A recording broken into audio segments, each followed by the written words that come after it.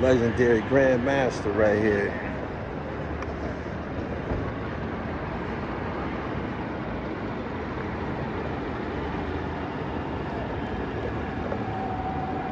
You look electrifying.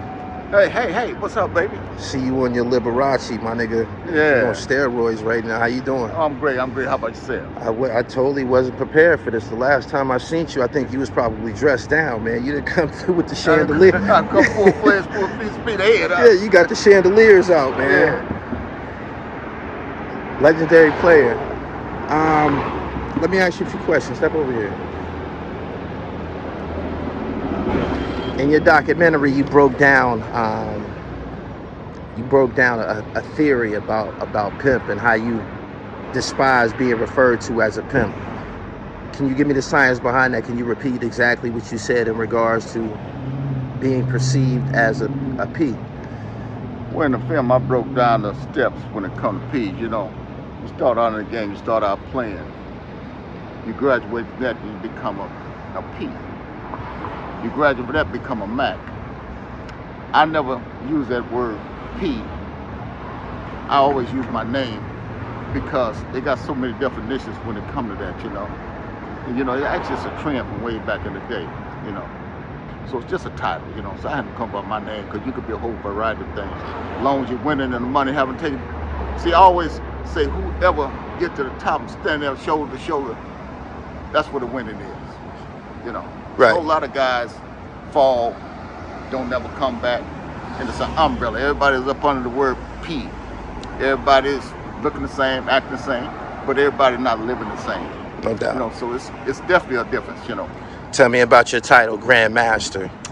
How does one elevate to the status of Grandmaster?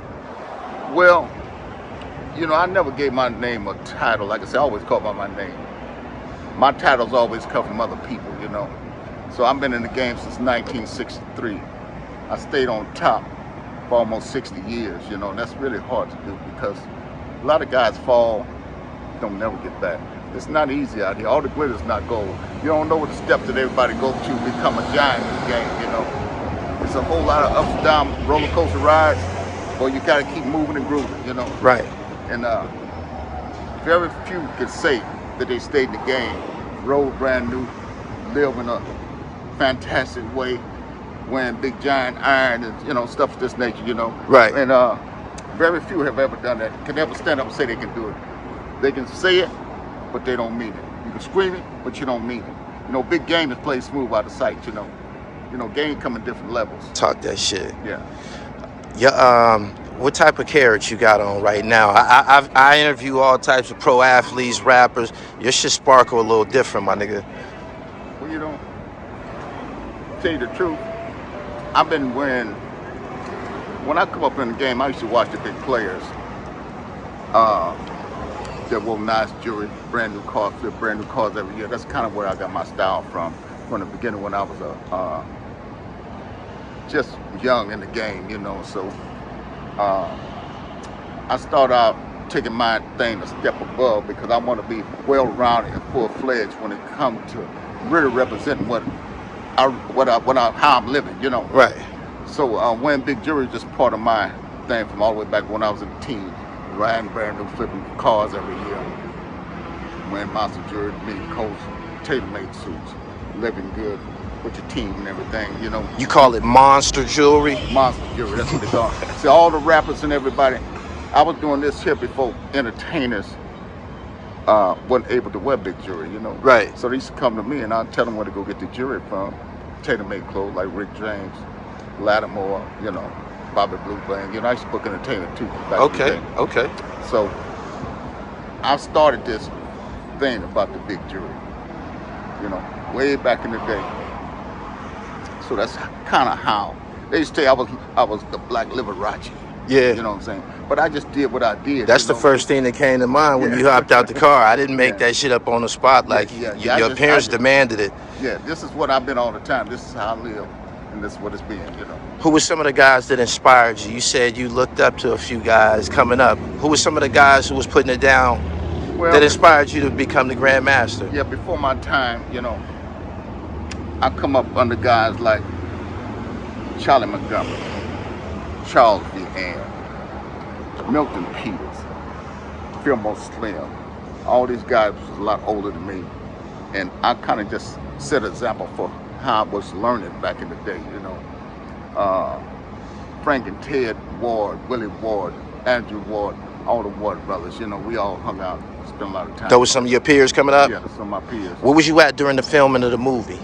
I was in Fresno. Frank Ward, matter of fact, was filming the movie at that time. He was sitting in my house and got a call and said, man, I got to rush back down to Oakland to finish this film. Right. So he was rushing and said, I'm going to call y'all when I get back. Because we used to hang out a lot, you know. If I'm not on that end, they be on that end. If I'm not on this end. See, right down the street where Frank Ward had his film, right down the street. Right down here? Was, right on Telegraph and MacArthur. Okay. That's where he was found dead at when he got killed, you know. But he just left my house when all that happened. What year was that? Had to be around 1972, if I'm not mistaken. That was never solved? I don't know for sure, because, you know, we used to sit around the round table and talk about the Ward brothers, Ted, Willie, because when I came down, they all kind of were secluded because they didn't know what was going on, you know. Right.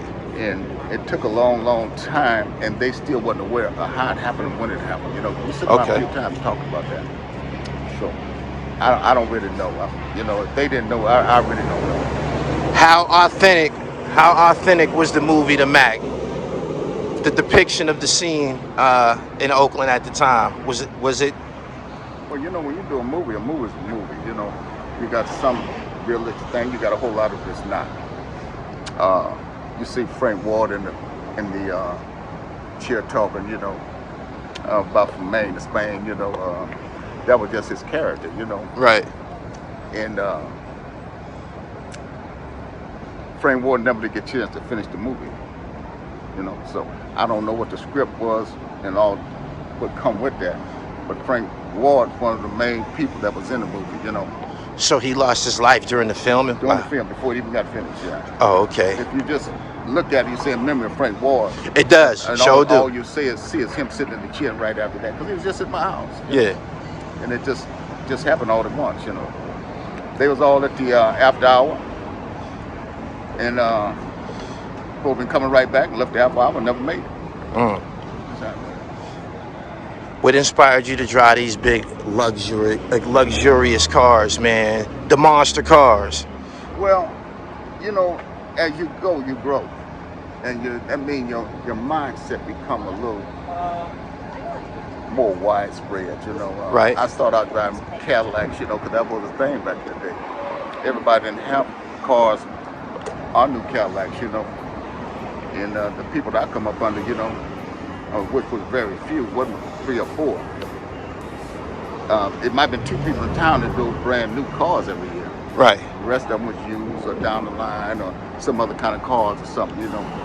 But I was entertained by the glamour that I was seeing, you know. Yeah. So, you know, I just followed that pattern and took that roadmap, and here I am today, you know. And you grabbed them joints in the year that they come out. Yeah. For another example, you know, I lead by example, and I don't just talk it. I walk it, you know. So you can see a whole lot of things, but you know, these in action what count. Right. If you can look at it and can't see it, that means you ain't been around it. What was your relationship like with the late Ron Newton? Ron Newton was very personal with me. He was like family, and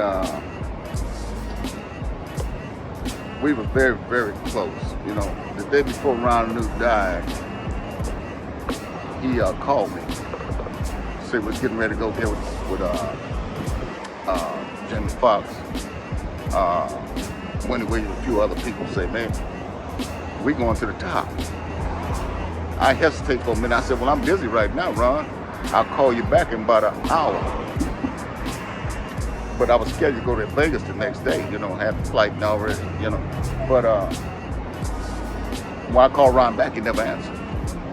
So when I landed the next morning in Las Vegas, I get a call saying Ron New's dead. I said, no, he's not dead. I just talked to him. Say, trust me, Ron New's not here no more. So that's kind of where we're, but we were very, very close, like family. Right. In the movie, in the movie The Mac, and as well as Superfly, there was a presence of, you know, the Black Panthers and shit like that. That was something that was very active in the time. Right. What was your encounters like with the Black Panthers out here? Well, I knew Huey, you know. We used to sit down right there on MacArthur and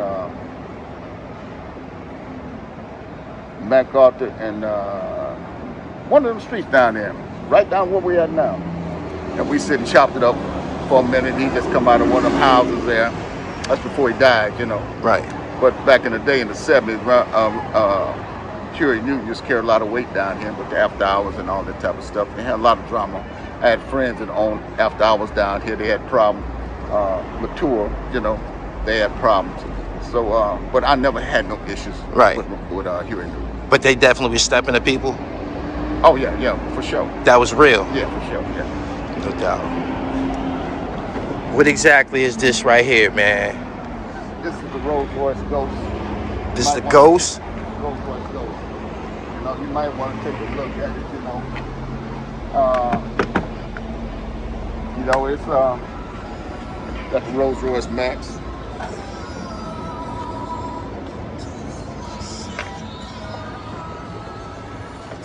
They're for the chauffeurs, you know. And what's this? These are suicide, is that what they call it? Suicide doors, you know.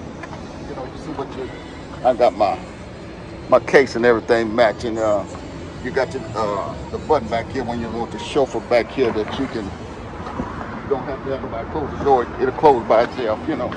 Oh, okay. It'll close by itself. Do this joint come with the umbrella and shit? There's an umbrella here. For the passenger.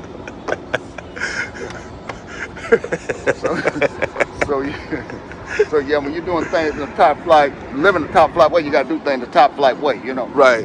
You got to represent what you advocate. You just fucked me up with that umbrella, man. I wasn't sure if them joints came in all of these. Right. But yeah, what size rims? These 24s here. 24-inch factory? No, these not factory. These aftermarket, but these cost like 15,000 a set, you know.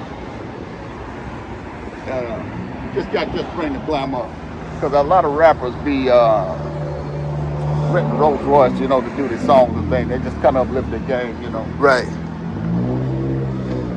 Have any of your vehicles been in any motion pictures, music videos, etc.?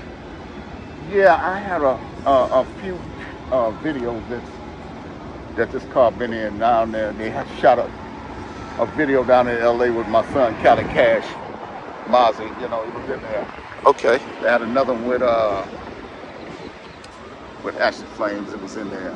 They had another one with Kafani and over San Francisco, it was in there.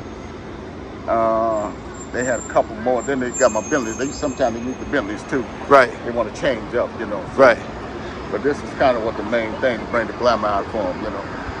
I see you know them niggas' names by verbatim. You was just running them off. You in tune with the hip hop scene out here? Well, yeah, a little something, you know, Mr. Fab and my nephew, you know.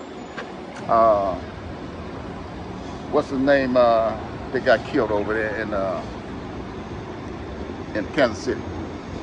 Mac Dre. Mac Dre, that was my boy there, you know. And so yeah, I'm in tune with a few of them, you know. No doubt. What type of music does a black man listen to in a car like this? This is a Chariot. What do you what's in the playlist? School, you know, I'm old school. You know, I got the old school playing in here now, you know.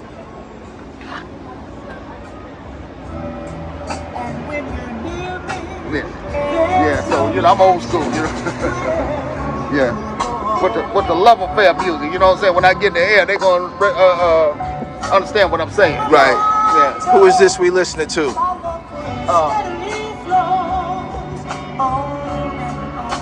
You know, this is a mixtape, and I can't keep up with all the names. Right. You know, it's just a mixtape with a lot of music on it. You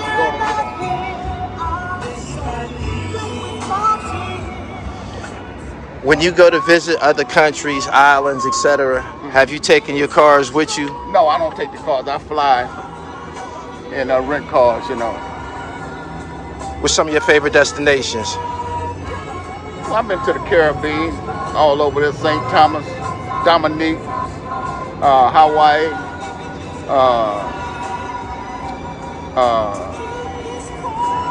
I've been all over the country. Texas, Houston, Dallas, Right. Washington, D.C., Chicago, Boston. What city has been the most generous to you? You know, they all been good to me. For real, they all been good to me. You know, the first knockout I had was out of Alaska. You know, when I wasn't even 20 years old. You know, maybe Okay. 21. What year was that? That had to be in '71. How long was she with you? She was with me for about 6-7 months. But it's just something that was going on with her I didn't understand. She stared at me so much, man. I didn't understand what that stare was all about. And so I said, look, when I quizzed and couldn't come out, so I had to shake that, you know. I don't know what's on your mind deep down up under, you know. Right. So it's plenty more out there, way better than this here. I'm gonna understand, but I didn't understand that stare, so I got rid of that one. The Eskimo, you know. They used to tease me about the Eskimo. Say you got one of them ones that the nose run. Y'all know run with nose, huh? So yeah. But it's been really good, man. You know, I ain't got no complaints, you know, about how life been. Although I done lost a lot of millions, you know, going through the journey. You know, they took 20 cars from me. I had the brand new Rolls, the Golden Spirit Zimmer, the Benz, the Vet, 4-5 houses, all up in the hills, there was swimming pool, black bottom swimming pools. Right. And down in Sacramento, you know, all back up in Roseville and the Bay Area, you know, I had all these spots, you know. Right. And they got lucky and got in my briefcase and found out my address stuff. So they took everything, wiped me out. Right. Took $1 million worth of jewelry, all my mink coats, all my furniture, everything. So they laid me down for a minute, you know, trying to help another friend of mine out. But then, you know, I was right back at them, you know what I'm saying? So everything, all this stuff was paid for, you know, all that was paid for then, you know. Right. They wiped me out, man, Right. you know. But if you're real about it, yeah, you're going to reach back at them. No doubt.